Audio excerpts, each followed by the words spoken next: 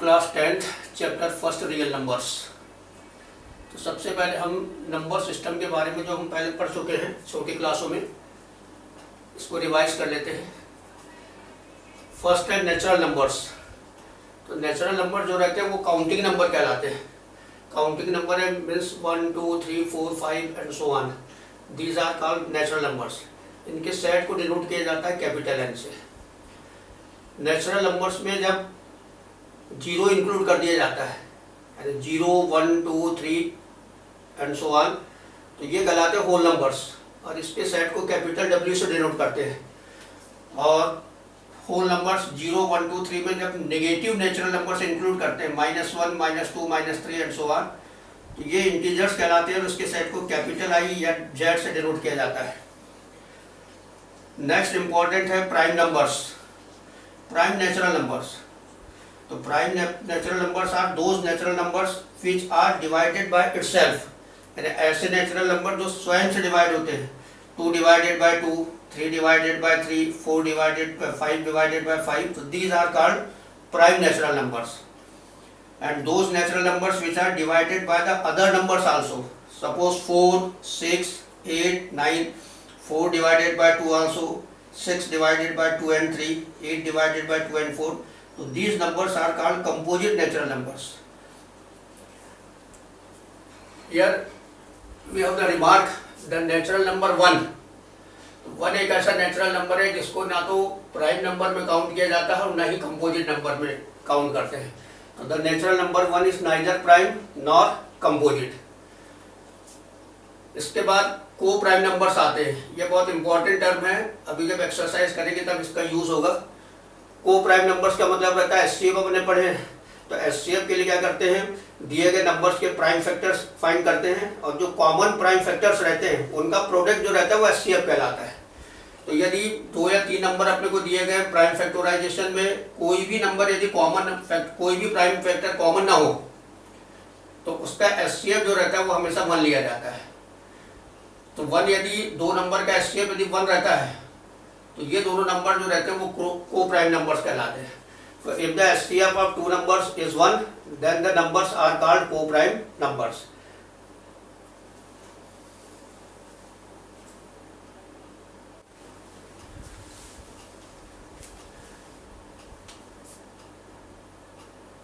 अभी हमने number system पढ़े, अब कुछ रिलेटेड टर्म्स हैं एक्सरसाइज 1.1 से related. First term is Lima. Lima एक प्रूवन स्टेटमेंट रहता है। प्रूवन स्टेटमेंट का मतलब रहता है कि ऐसा स्टेटमेंट जो ऑलरेडी प्रूव रहता है और उसका यूज करके किसी अन्य स्टेटमेंट को प्रूव किया जाता है। तो ऐसे स्टेटमेंट जो ऑलरेडी प्रूव है और उसका यूज करके किसी स्टेटमेंट को प्रूव किया जाता है, इसको लीमा कहते हैं। तो Lima is a proven statement used for proving another statement. इसके बाद आता है एल्गोरिथम। एल्गोरिथम एक सीरीज रहती है वेल डिफाइंड स्टेप्स की। जैसे कोई भी क्वेश्चन अपन सॉल्व कर रहे हैं तो उसकी एक सीरीज रहती है वेल डिफाइंड स्टेप्स की, जो किसी भी प्रॉब्लम को सॉल्व करने के लिए यूज की जाती है। तो an algorithm is a series of well defined steps used for solving a type of problem. इसके बाद आता है यूक्लिड्स डिवीजन लीमा, जिससे अभी अपने को एक्सरसाइज सॉल्व करनी 1.1। इसके लिए पहले यहाँ समझो, जैसे कि नंबर 17 दिया हुआ है और इसको डिवाइड करें 3 से, तो 3 5 या 15, रिमाइंडर इज 2। तो 17 को अपन लिख सकते हैं 3 × 5 + 2। तो यहाँ 17 जो है यह है डिविडेंड, 3 है डिवाइजर, 5 है कोशेंट और 2 है रिमाइंडर। तो यदि इसको मान लो ए मान लेते हैं, डिविडेंड को, डिवाइजर बी, कोशेंट क्यू और रिमाइंडर आर। तो 17 को ये सब जब मान लिया जाता है तो इसको लिखा जा सकता है dividend A equals to divisor B into quotient Q and plus remainder R. तो एक चीज ध्यान रखना, जैसे यहाँ पर 17 को अपन 3 से डिवाइड कर रहे हैं तो ये नंबर जो भी दिया हो, यदि 3 से कम्प्लीटली डिवाइड है तो रिमाइंडर 0 आएगा। कम्प्लीटली डिवाइड नहीं है तो रिमाइंडर या तो 1 हो सकता है या 2 हो सकता है, बस उससे के अलावा कोई नंबर नहीं होंगे। तो यहाँ पर ये ध्यान रखना है कि रिमाइंडर जो रहता है वो हमेशा 0 के इक्वल या उससे बड़ा और डिवाइजर से छोटा होता है। 0 लेस देन और equal to R less than B. अब यहाँ इस केस में 0 लेस देन और equal to R less than 3 होगा, क्योंकि डिवाइजर 3 दिया हुआ है। तो r की जो पॉसिबल वैल्यू होगी 0 के इक्वल और उससे बड़ी और 3 से छोटी, तो 0, 1 और 2, तो when we divided a number by 3 then possible remainders are 0, 1 and 2। तो ये जो प्रोसेस है इसी को यूक्लिड डिवीजन लीमा कहते हैं। ये स्टेटमेंट है इसका कि यदि a और b दो पॉजिटिव इंटीजर दिए हैं तो उनके रिस्पेक्ट में दो इंटीजर q और r भी एग्जिस्ट रहते हैं, विद्यमान रहते हैं, तो उनको लिखा जा सकता है कि a equals to B Q plus R, जहाँ पर r की value greater than r equal to 0 और लेस देन b होती है। तो let a and b are two integers, positive integers, then there exist two unique integers q and r। ये unique रहते हैं, इनके अलावा जैसे यहाँ पर डिवाइड किए 3 डिवाइडेड बाय 17, तो 5 और 2 जो ये यूनिक है, यहाँ पर 5 के अलावा कोई नंबर नहीं आ सकता और रिमाइंडर पर 2 के अलावा कोई नंबर नहीं आ सकता, यूनिक। तो there exist and unique integers q and r such that a we write a equals to bq plus r, यानी dividend equals to divisor into quotient and plus remainder. और remainder जो रहता है वो हमेशा 0 के इक्वल या उससे बड़ा और डिवाइजर से छोटा होता है। तो यहाँ लिख लिया गया है here a is called dividend, b is called divisor, q is called quotient and r is called remainder. तो यूक्लिड डिवीजन एल्गोरिथम जो है ये लीमा है। तो यूक्लिड डिवीजन एल्गोरिथम यानी सीरीज जो रहेगी वेल डिफाइंड स्टेप की यूक्लिड डिवीजन एल्गोरिथम की, वो इसी लीमा पर बेस्ड रहती है। अभी जब एचसीएफ अपन फाइंड करेंगे 2 नंबर का यूक्लिड डिवीजन लीमा से, तो एक के बाद एक स्टेप चलती जाएगी वो भी एक्सरसाइज में अपन देखते हैं। तो यूक्लिड डिवीजन एल्गोरिथम जो रहेगी वो बेस्ड रहती है डिवीजन यूक्लिड डिवीजन लीमा पर। तो ये रिलेटेड टर्म है, लीमा है, एल्गोरिथम और यूक्लिड डिवीजन लीमा, ये यूज होंगे अभी एक्सरसाइज 1.1 में।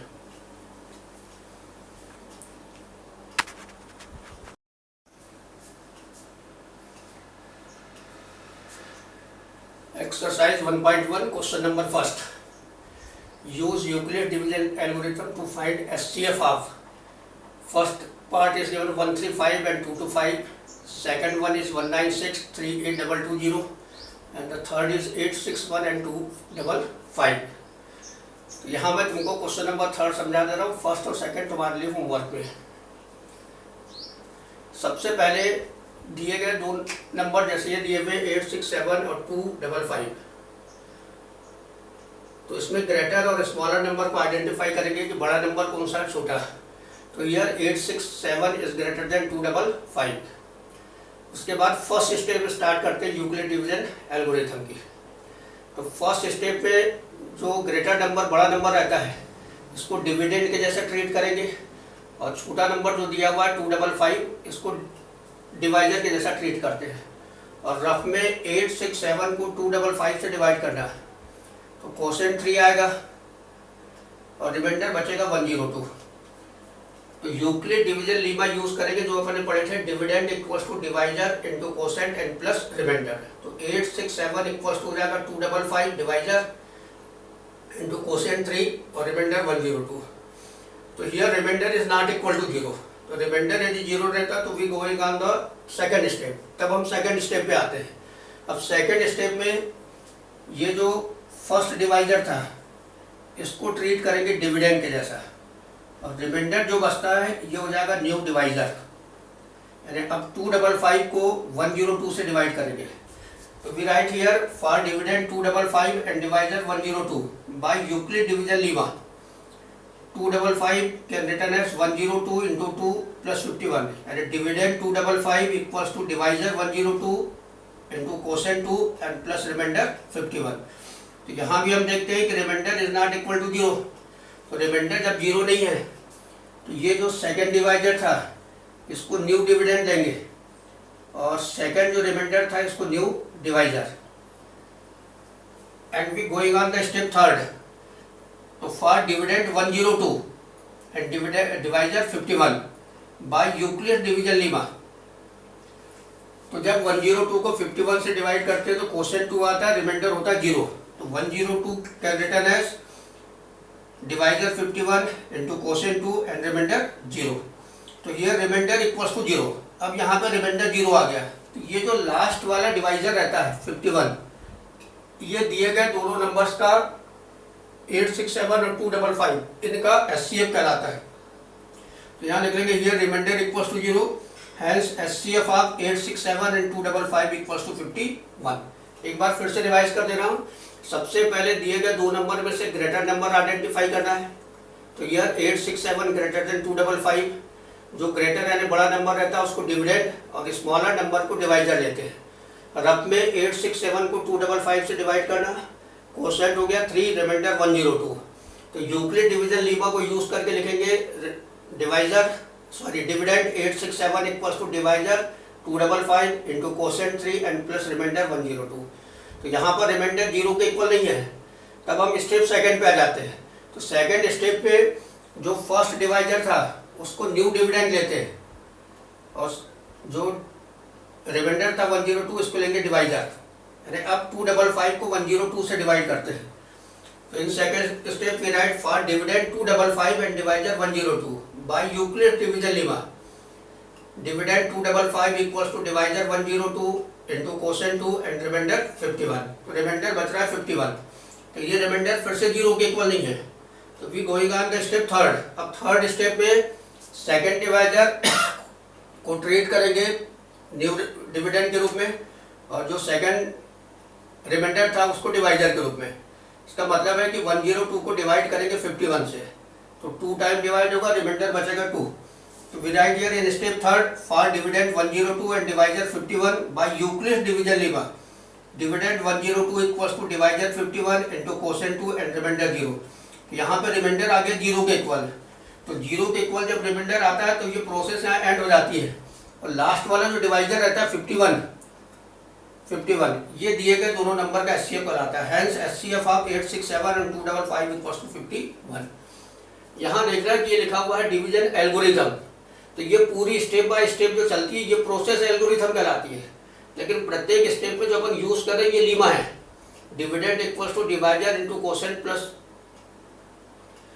रिमाइंडर, ये लीमा है। तो यहाँ पर अपने को लीमा यूज करना है और ये पूरी की पूरी प्रोसेस जो है स्टेप बाय स्टेप, क्योंकि एल्गोरिथम में तुमको बताया था कि वेल डिफाइंड स्टेप्स का जो कलेक्शन रहता है वो एल्गोरिथम कहलाता है। तो ये फर्स्ट स्टेप हो गई, सेकंड, थर्ड, ये प्रोसेस बढ़ती जाएगी जब तक कि रिमाइंडर 0 के इक्वल नहीं होगा। और रिमाइंडर जब 0 के इक्वल हो जाता है तो लास्ट वाला जो डिवाइजर रहता है ये दिए गए नंबर्स का एचसीएफ कहलाता है। तो HCF of 867 and 225 equals to 51। Question number first और सेकंड ये तुम्हारे लिए होमवर्क के लिए। ठीक,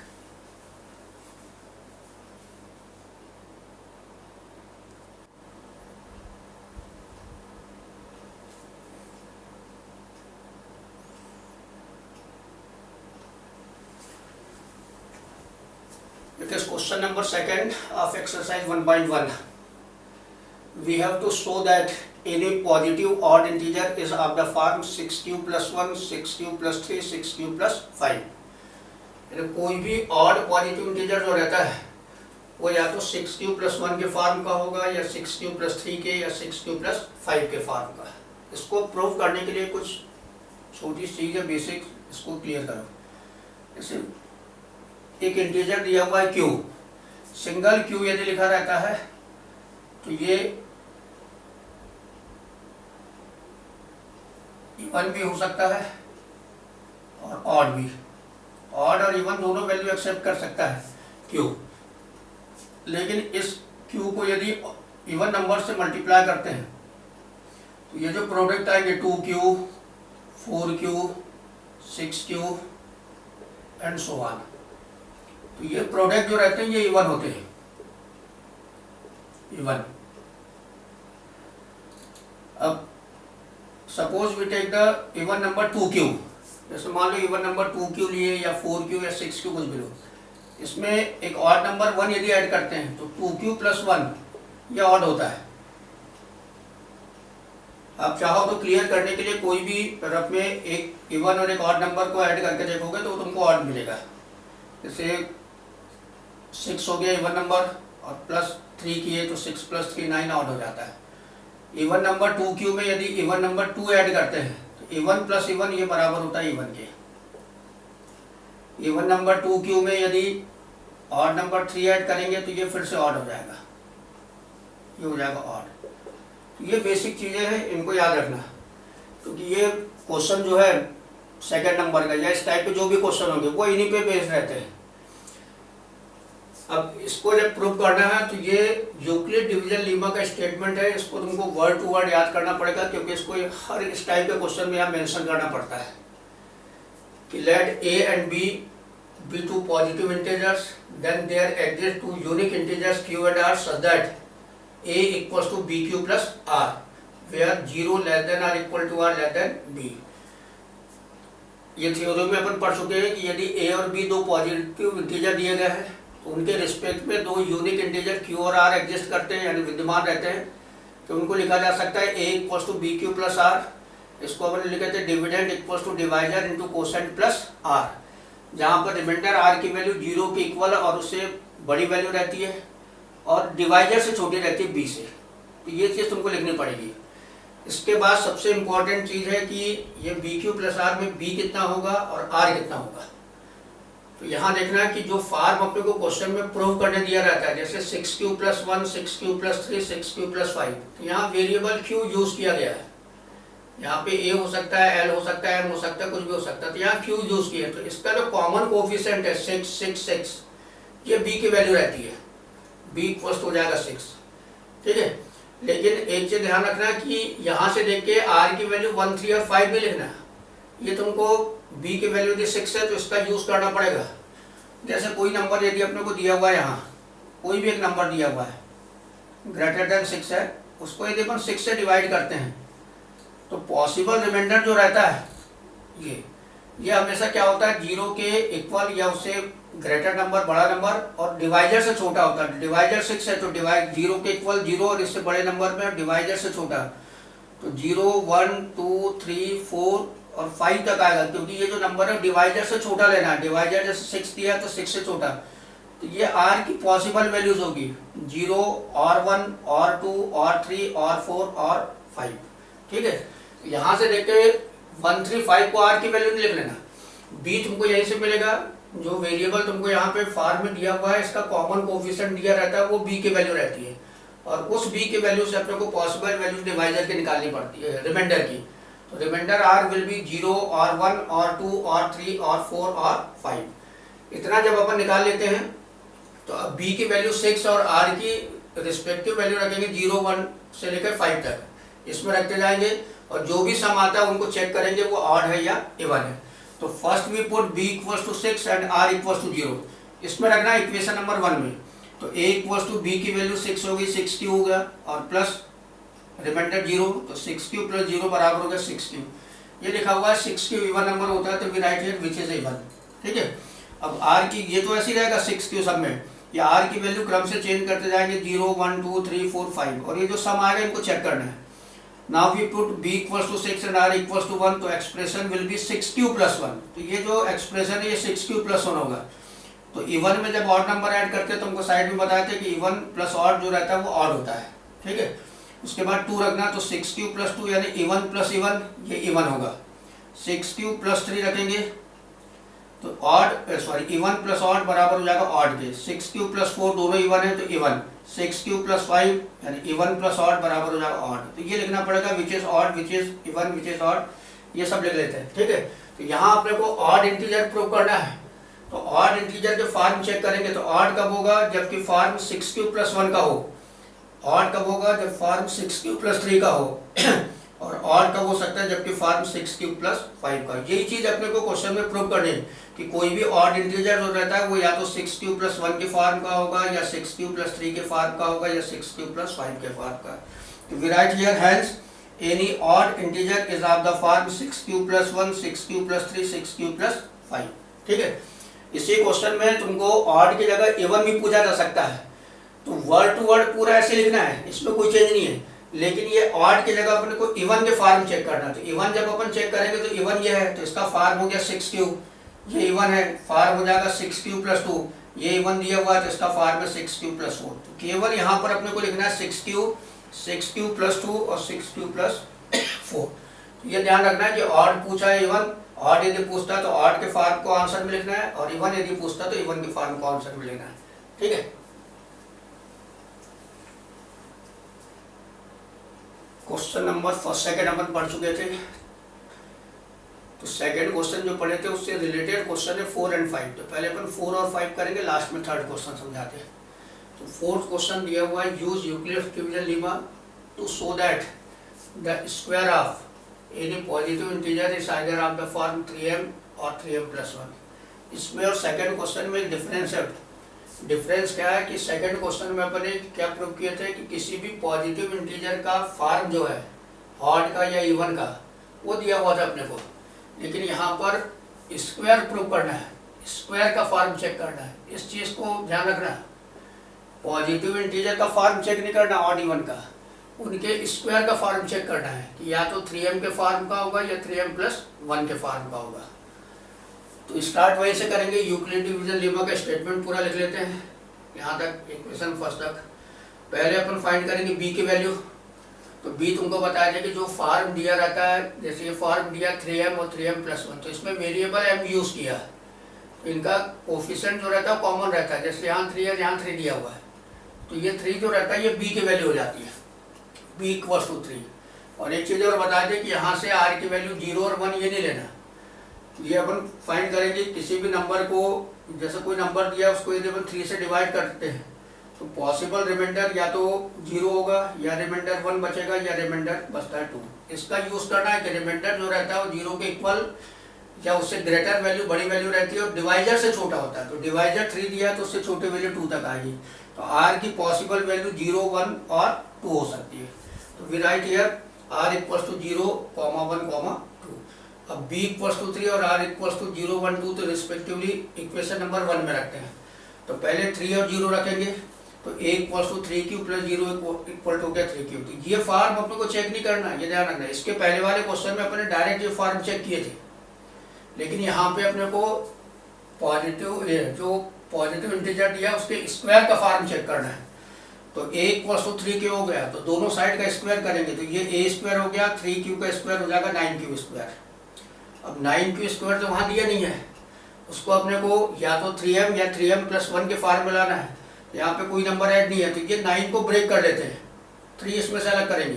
तो 3 अलग करोगे तो ये हो जाएगा 3 × 3q², 3 3 जा 9 हो गया, तो 3 × 3q²। तो ये 3q² को रिप्लेस करेंगे m से, तो 9q² का फॉर्म हो जाएगा 3m, जहाँ पर m की वैल्यू है 3q²।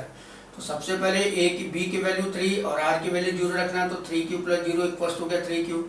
तो ये फॉर्म अपने को चेक नहीं करना है, क्योंकि क्वेश्चन में लिखा हुआ है कि पॉजिटिव इंटीजर के स्क्वायर का फॉर्म चेक करना है। तो a की वैल्यू 3q है, तो दोनों साइड का स्क्वायर करेंगे, तो ये a² हो गया, 3q का स्क्वायर हो गया 9q²।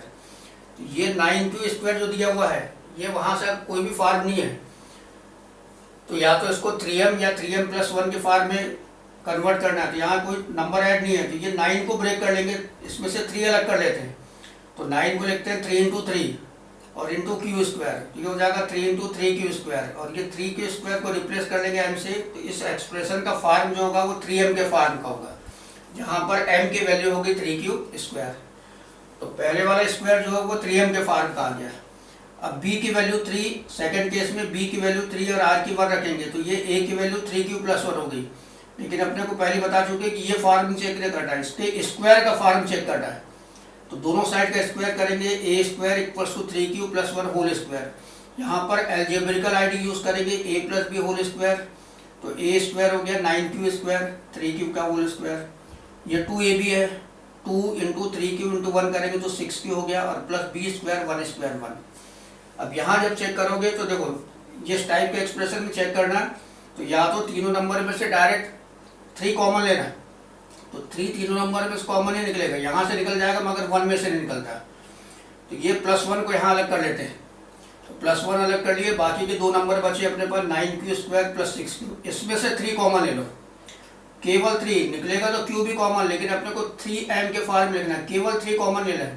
तो 3 कॉमन लेंगे तो ब्रैकेट में बचेगा 3q² + 2q, और ये ब्रैकेट को रिप्लेस करेंगे m से। तो ये पूरे एक्सप्रेशन का फॉर्म हो जाएगा 3m+1 का, जहाँ पर m की वैल्यू जो है वो 3q² + 2q होगी, 3q² + 2q। एक बार फिर से देख लो, b की वैल्यू 3, a की वैल्यू 1 रखे, ये 3q + 1 हो गया, मगर ये फॉर्म डायरेक्ट चेक नहीं करना है, इनके स्क्वायर का फॉर्म चेक करना है। तो दोनों साइड का स्क्वायर करेंगे, a² = 3q + 1² इसमें अलजेब्रिकल आईडी लगाएंगे ए प्लस बी होल स्क्वायर, तो ए स्क्वायर 9q स्क्वायर हो गया, 2 इंटू 3q इंटू 1 करेंगे 2ab की वैल्यू के लिए तो 6q हो गया, प्लस बी स्क्वायर 1 स्क्वायर हो जाएगा 1।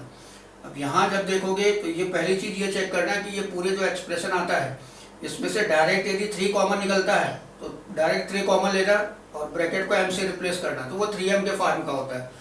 लेकिन यहाँ से डायरेक्ट 3 कॉमन निकलेगा क्योंकि 1 से अपन 3 कॉमन नहीं ले सकते, तो ये +1 को अलग कर देते हैं, ये +1 अलग कर देंगे। बाकी बची हुई 2 टर्म जो है इसमें से 3 कॉमन लेना, केवल 3 ही लेना है, q भी कॉमन निकलेगा मगर उसको नहीं लेना, केवल 3 कॉमन लेंगे तो ब्रैकेट के अंदर 3q स्क्वायर बचेगा और प्लस 2q, और ये ब्रैकेट को रिप्लेस करेंगे m से, तो ये 3m + 1 हो गया। तो ये जो एक्सप्रेशन अपना आया था स्क्वायर करने पे इसका फॉर्म हो जाएगा 3m + 1 के, जहाँ पर m की वैल्यू होगी 3q स्क्वायर प्लस 2q, यानी ब्रैकेट में जो आता है वो m की वैल्यू। लास्ट स्टेप में अब b की वैल्यू 3 और q की वैल्यू रखेंगे 2, तो a इक्वल हो जाएगा 3q + 2।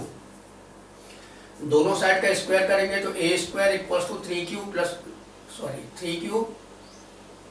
+ 2 होल स्क्वायर, तो 3q + 2 होल स्क्वायर हो गया, तो 3q a + b whole square use करना, तो a square 9q square 2ab हो जाएगा 12q और b स्क्वायर 2 स्क्वायर हो जाएगा 4।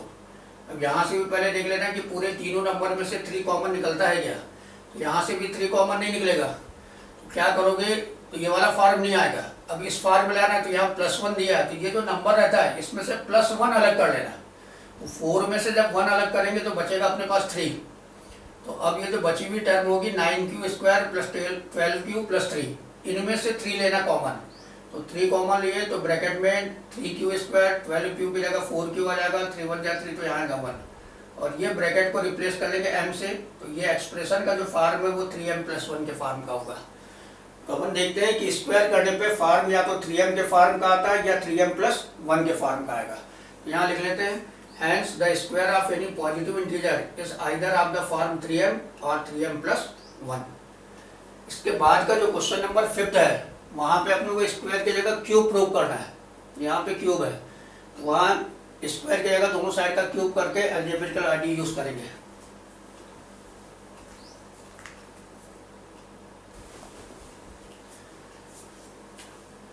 This is the question number 5 of same exercise.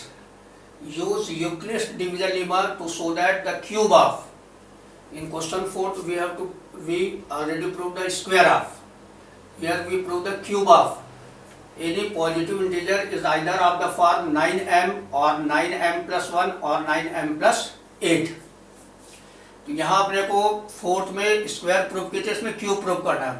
Process बिल्कुल सिमिलर है, जहाँ अपने a + b होल स्क्वायर लगाए थे वहाँ होल क्यूब वाली आइडिया लगाना है। सबसे पहले यूक्लिड डिवीजन लीमा का स्टेटमेंट लिख लेंगे इक्वेशन नंबर 1 तक, ये तुमको मस्त है, इसको याद करके जैसा का वैसा इक्वेशन नंबर 1 तक रखना है। अब अभी तक तुमको ये बताया था कि b की जो वैल्यू होती है वो जो फॉर्म अपने को प्रूव करने दिया रहता है, इसमें जो वेरिएबल है, जैसे यहाँ वेरिएबल m है तो इसका जो कोफिशिएंट रहता है इसको अपन b की वैल्यू लेते थे, लेकिन b यदि 9 के इक्वल हो गए तो ये क्वेश्चन जो है बहुत बड़ा हो जाएगा। r की वैल्यू 0 1 2 3 से लेके 8 तक आएगी, 8 तक, तो क्वेश्चन की लेंथ बहुत बड़ी हो जाती है। इस कारण क्या करते हैं, b के लिए एक ऐसा छोटा सा पॉजिटिव इंटीजर माने लिस्ट पॉजिटिव इंटीजर चूज करते हैं जिसका क्यूब यदि करें तो उसमें से 9 कॉमन निकल जाए।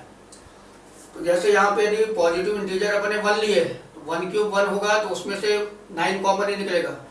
2 यदि लेते हैं तो 2 क्यूब 8 होता है, तो 8 में से 9 कॉमन नहीं ले सकते। 3 लेंगे तो 3 क्यूब = 27 होता है, तो 27 में से अपन 9 अलग कर सकते हैं, तो इसीलिए लिस्ट वेरिएबल यहाँ पे 3 मानते हैं, तो b = 3। और जब डिवाइजर 3 लेंगे तो पॉसिबल इंटीजर अपन पढ़ चुके हैं कि डिवाइजर से एक कम रहता है, तो ये 0 1 और 2 ये पॉसिबल डिवाइजर होंगे। और तुम यदि चाहो तो b की वैल्यू 9 और r की वैल्यू 8 लेके ऐसा बना सकते हो पूरा, तो उसमें कम से कम उसमें लेंथ ज़्यादा हो जाएगी, इस कारण ये b की वैल्यू 3 लेके सॉल्व करना है। अब b = 3 और r = 0 1 2 इसको दिए गए इक्वेशन नंबर 1 में पुट करते हैं। तो पहले इक्वेशन 1 में b की वैल्यू 3 और r की वैल्यू 0 रखना है, तो a = 3q + 0 = हो गया 3q। अभी तुमको बताया था कि अपने को ये फॉर्म चेक नहीं करना है, इनका क्यूब चेक करना है। तो क्यूबिंग बोथ द साइड्स, दोनों साइड का क्यूब करेंगे तो a क्यूब, और ये हो जाएगा 27 q⁻³ तो ये फॉर्म चेक नहीं करना है, इसको कन्वर्ट करना है या तो 9m में या 9m+1 में या 9m+8 में। तो यहाँ पे +1+8 तो अलग से नहीं है, तो ये पहले फॉर्म में कन्वर्ट होगा। तो 27 में से 9 अलग कर लेते हैं, तो 27 को ब्रेक करेंगे 9 × 3 में, 9 मस्ट है, 9 अलग करना, तो ये 3³ ये ब्रैकेट में बच जाएगा। इस ब्रैकेट को रिप्लेस करेंगे m से, तो दिए गए एक्सप्रेशन का फॉर्म जो होगा वो 9m के फॉर्म का होगा। तो m = जहाँ पे 3³ है, तो ये पहला आ जाएगा 9m के फॉर्म का। अब b की वैल्यू 3 और r की वैल्यू 1 रखना, दोनों साइड का क्यूब करेंगे, देन a³ = 3³ + 1 होल क्यूब। यहाँ यूज करेंगे a + b होल क्यूब। यह idea a + b whole cube equals to होता है a³ + 3a² b + 3ab² + b³। तो a³ हो जाएगा 27³ इसका क्यूब करेंगे, 3a² b, तो इसका स्क्वायर करके 3 और 1 से मल्टीप्लाई करेंगे तो 27³ आ गया। फिर 3 × a हो गया 3³ × b² करेंगे तो 9³ और b³ हो जाएगा 1³ 1। सबसे पहली और इम्पॉर्टेंट चीज़ है कि ये एक्सपांशन करने के बाद जितनी टर्म आती है उसमें से ये जो कोफिशिएंट दिया रहता है प्रूव करने में, वो यदि डायरेक्ट कॉमन निकलता है पूरी टर्म में से तो पहले डायरेक्ट कॉमन ले लेना। लेकिन यहाँ पे हम देखते हैं कि चौथी टर्म जो 1 दी गई है 4 टर्म 1, इसमें से 9 कॉमन ही निकलेगा। तो एक फॉर्म अपने को 9m+1 दिया है, तो ये +1 को अलग कर लेना, बची हुई 3 टर्म में से 9 कॉमन लेंगे। कॉमन तो क्यू भी निकलेगा, लेकिन कॉमन क्यू नहीं निकालना है, केवल वो जो फॉर्म दिया है उसका कोफिशिएंट 9 बार निकालना है। तो 9 कॉमन लेंगे तो ब्रैकेट के अंदर 3³ + 3q² + q बचता है, और इस ब्रैकेट को रिप्लेस कर लेते हैं m से, तो ये हो जाएगा 9m+1 के फॉर्म में। तो ये जो एक्सप्रेशन है वो 9m+1 के फॉर्म में आ जाएगा, जहाँ पर m की वैल्यू ब्रैकेट की value 3³ + 3q² + q। Last step में b की वैल्यू 3 है और r की वैल्यू रखेंगे 2, दोनों साइड का क्यूब करेंगे तो a³ = 3q + 2 होल क्यूब। यही आईडी यूज करना, तो 27³ + 54q² + 36q + 8। अब इसमें भी सबसे पहले तुमको बता दें वही चेक करना कि दी गई पूरी टर्म एक्सपांशन के बाद जितने आती है उसमें से ये कोफिशिएंट 9 यदि डायरेक्ट कॉमन निकलता है तो डायरेक्ट कॉमन लेना, तो फिर वो 9m के फॉर्म का आ जाता है एक्सप्रेशन। लेकिन ये 8 में से 9 कॉमन नहीं ले सकते, तो एक फॉर्म अपने को 9m+8 दिया हुआ, तो ये +8 को अलग कर लेंगे और बची हुई 3 टर्म में से 9 कॉमन लेंगे, तो ब्रैकेट के अंदर 3³ + 6q² + 4q बचेगा। ब्रैकेट को रिप्लेस करेंगे m से, तो फॉर्म हो जाएगा दिए गए एक्सप्रेशन का 9m+8, जहाँ पर m ये ब्रैकेट की वैल्यू होगी। ठीक है, तो इस प्रकार से हम देखते हैं कि किसी भी पॉजिटिव इंटीजर का क्यूब यदि करते हैं तो उसका फॉर्म या तो 9m के फॉर्म का होता है, या 9m+1 के फॉर्म का होगा, या 9m+8 के फॉर्म का।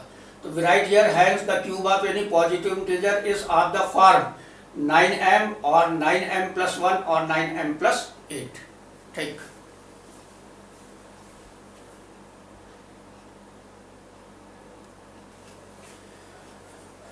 Question third, an army contingent of 616 members is to march behind an army band of 32 members in a parade. The two groups are to march in the same number of columns. What is the maximum number of columns? Maximum number of columns in which they can march. Question को पहले 2-3 बार ध्यान से पढ़ के उसकी meaning समझ लिया करो। इसमें 32 मेंबर्स का एक बैंड का ग्रुप दिया हुआ है और वो ऐसे कॉलम में मार्च करेगा, ये 32 मेंबर्स, और इसके पीछे 616 सोल्जर्स का एक ग्रुप है, 616 सोल्जर्स का ग्रुप। क्वेश्चन पूछा गया है, क्वेश्चन में ये दिया गया है कि 32 बैंड मेंबर्स का जो बैंड है उसके पीछे 616 मेंबर्स के सोल्जर्स के ग्रुप एक मार्च करता है। दोनों में नंबर ऑफ कॉलम्स ये सेम रहने चाहिए। ऊपर प्रत्येक कॉलम में कितने सोल्जर हैं या कितने मेंबर हैं, नीचे कितने मेंबर आएंगे, इससे अपने को लेना देना नहीं है। सिर्फ ये बात पता करना है कि ऐसे कितने मैक्सिमम कॉलम्स बनेंगे दोनों में सेम, कि 32 बैंड मेंबर्स और 616 सोल्जर्स ये मार्च कर सकें। तो नंबर ऑफ कॉलम सेम होना चाहिए और इनका मैक्सिमम नंबर निकालना है। तो मैक्सिमम यानी हाईएस्ट नंबर ऑफ कॉलम्स निकालने हैं। तो हाईएस्ट नंबर ऑफ कॉलम्स निकालने के लिए हम हाईएस्ट कॉमन फैक्टर निकालेंगे 616 और 32 का। तो ये ध्यान रखना है कि यदि यहाँ पे 10 कॉलम्स में तो ये भी 10 कॉलम्स रहेंगे। यहाँ प्रत्येक कॉलम में कितने और इक्वल मान सेम रहेंगे, प्रत्येक कॉलम में कितने सोल्जर आएंगे, यहाँ कितने सोल्जर आएंगे, इनकी संख्या सेम हो ये तो पॉसिबल नहीं है, लेकिन इनमें सेम सोल्जर्स रहने चाहिए। यहाँ पर यदि मालूम 4 सोल्जर्स आ रहे हैं 8 कॉलम्स में, तो यहाँ पे भी सेम सोल्जर रहेंगे 8 कॉलम्स में। तो नंबर ऑफ कॉलम सेम होना चाहिए। तो ऐसे मैक्सिमम नंबर ऑफ कॉलम्स निकालना है। तो इस वर्ड को ध्यान देना कि मैक्सिमम यानी हाईएस्ट नंबर ऑफ कॉलम्स निकालना है। तो we find out the highest common factor of 616 and 32। तो to find the maximum number of columns we find HCF of 616 and 32। तो यूक्लिड डिवीजन एल्गोरिथम में अपने पढ़े कि दो दिए गए दो नंबर में से सबसे पहले ग्रेटर नंबर आइडेंटिफाई करेंगे 616 और 32। क्वेश्चन नंबर फर्स्ट में अपन कर चुके हैं इसको। अब एक चीज ध्यान रखना इसकी कि ये यहाँ चूंकि ये यूक्लिड डिवीजन एल्गोरिथम से रिलेटेड एक्सरसाइज है, इस कारण अपन ये मेथड अप्लाई कर रहे हैं। अब तुम जब फैक्टराइजेशन मेथड पढ़ लोगे तो एग्जाम में इसको फैक्टराइजेशन मेथड से सॉल्व कर सकते हो। इतना लिख लेंगे कि मैक्सिमम नंबर ऑफ कॉलम के लिए अपन एचसीएफ निकालेंगे, उसके बाद फैक्टराइजेशन मेथड से भी सॉल्व कर सकते हो। लेकिन चूंकि ये 1.1 यूक्लिड डिवीजन लेमा से रिलेटेड है, इस कारण यहाँ अपन यूक्लिड डिवीजन एल्गोरिथम को यूज़ कर रहे हैं। लेकिन ये जरूरी नहीं है कि एग्जाम में तुम इसी को यूज़ करो, जो तुमको सिंपलेस्ट लगती है उसको यूज़ करना। तो बाय यूक्लिड डिवीजन लेमा सब first we identify the greater number. तो यह greatest number is 616 and smaller one is 32। तो फर्स्ट स्टेप में क्या करते हैं, ग्रेटर नंबर को डिविडेंड और स्मॉलर नंबर को डिवाइजर लेते हैं। रफ में 616 को 32 से डिवाइड करेंगे, 19 आ जाएगा कोसेंट और 8 बचता रिमाइंडर। तो we write dividend 616 equals to 32 divisor into quotient 19 and plus remainder 8। तो here remainder is not equal to 0। तो when remainder is not equal to 0, तो we going on the step second, we take the first divisors 32 as the dividend and the first remainder 8 as divisor. तो for dividend 32 and divisor 8, Euclid division Lima से 32 equals to 8 into 4 plus 0। तो ये reminder equals to 0। तो ये जो last divisor रहता है ये दिए गए दो नंबर का एचसीएफ कहलाएगा। तो HCF of 616 and 32 equals to 8 और एचसीएफ जो है ये मैक्सिमम नंबर ऑफ कॉलम्स होंगे। तो यहाँ लिखते हैं hence maximum number of columns equals to 8। तो इसमें ध्यान पर इस वर्ड पर ध्यान रखना मैक्सिमम नंबर ऑफ कॉलम्स। तो दोनों में नंबर ऑफ कॉलम्स जो है जो ऐसे रो बनेगी ये सेम होना चाहिए। प्रत्येक रो में पहले ग्रुप में रो में कितने सोल्जर आएंगे, सेकंड में कितने सोल्जर आएंगे, इससे कोई मतलब नहीं है। केवल अपने को नंबर ऑफ रोज और वो भी मैक्सिमम होना चाहिए। तो मैक्सिमम कितने रोज या कितने कॉलम्स में ये मार्च करेंगे ये अपने को निकालना है। तो we find to find the maximum number of columns we find out the HCF of 616 and 32। तो यूक्लिड डिवीजन लेमा को यूज करोगे तो एचसीएफ इसका 8 आ गया।